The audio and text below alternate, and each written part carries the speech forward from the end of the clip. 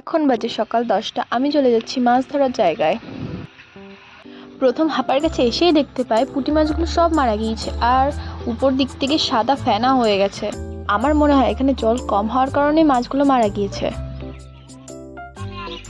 আজ এই পুকুরটাই মাছ ধরা হবে আর এই মাছ ধরার কাজ অনেকক্ষণ আগেই শুরু হয়ে গেছে। আমিও কিছুক্ষণ আগে এখানেই ছিলাম, ছোটখাটো কাজ করছিলাম। আসলে পুকুরের মধ্যে অনেক কাদা, তাই নিচে নেমে মাছ ধরার সাহস আমার নেই। কিছু মাছ পুকুরের ধারে চলে আসছিল, সেই মাছগুলো আমি একটু ধরার চেষ্টা করছিলাম কিছুক্ষণ আগে, কিন্তু বিশ্বাস করো আমি একটা মাছও ধরতে পারছিলাম না।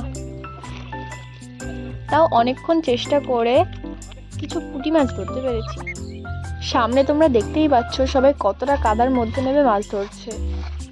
এরা সবাই অনেক সকাল থেকে জলের মধ্যে নেমে মাছ ধরছে, তাও আবার এই ঠান্ডায়। সামনে আমার মা আর কাকা মিলে ধরা মাছগুলো সব হাঁপায় ঢালছে, আর আবার ভিডিও করা দেখে মা আবার হাসছে। এখানে দেখতে পাচ্ছ তোমরা কতটা মাছ হলে এত কালো লাগে, শুধু দেখো। আমি তো নিজে দেখে অবাক হয়ে গেছি কতটা মাছ। কাকা চলে গেল আরো মাছ নিয়ে আসতে হাঁপায় ফেলার জন্য। আর সামনে যে হাঁপাটা দেখতে পাচ্ছ, এই হাঁপাটায় শুধু বড় বড় মাছ যেমন চ্যাংশোল, পোনা মাছ, গ্লাস কাপ এগুলো রাখা হয়েছে। আর এই হাঁড়িটার মধ্যে কিছু মাছ আলাদা করে রাখা আছে।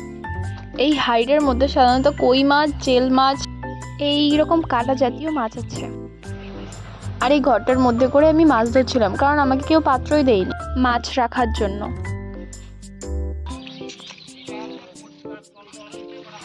বলো কেমন মজা হচ্ছে? বলো। ভালো মজা।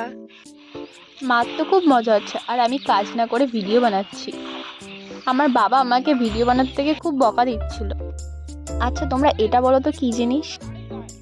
যারা যারা বুঝতে পেরেছো অবশ্যই কমেন্টে জানিও।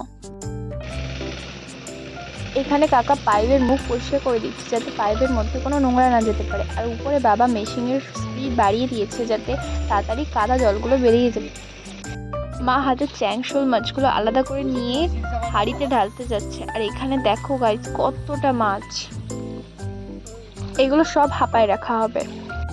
এরপর আমি চলে গেলাম বাড়ির দিকে, আর বাড়ির দিকে যেতে গিয়ে দেখি আমাদের মটরশুঁটির গাছে ফুল চলে এসছে। মিঠু আর আমি কাদা মেখে বাড়ি চলে আসলাম। এবার আমরা স্নান করতে যাবো, ততক্ষণের জন্য টাটা বাই বাই, দেখা হবে নেক্সট ভিডিওতে।